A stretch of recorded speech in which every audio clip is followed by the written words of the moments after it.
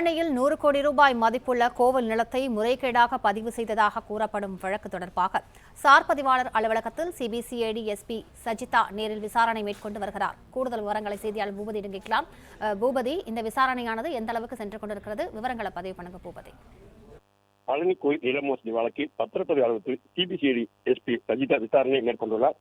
பழனி தண்டாயுதபாணி சுவாமி திருக்கோயிலுக்கு உட்பட்டதாக கூறப்படும் சுமார் 100 கோடி மதிப்பிலான நிலம் முறைகேடாக பத்திரப்பதிவு செய்யப்பட்டதாக பதிவு செய்யப்பட்டுள்ள வழக்கில் விசாரணை தீவிரமடைந்துள்ளது.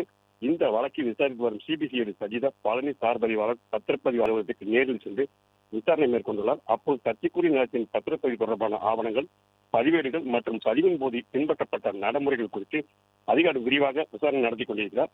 மேலும் பத்திரப்பதிவில் பயன்படுத்தப்பட்ட ஆவணங்கள், தொடர்புடைய கோப்புகள் மற்றும் பதிவு அனைத்தையும் ஆய்வு செய்து விசாரணைக்கு தேவையான விவரங்களை சேகரித்து வந்துள்ளார்.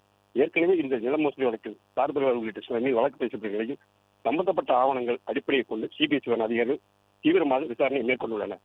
பிளே ஸ்டோர் மற்றும் ஆப் ஸ்டோரில் இருந்து பாலிமர் செயலியை QR கோடு மூலம் பதிவிறக்கம் செய்யுங்கள். செய்திகளை உடனுக்குடன் பெறுங்கள்.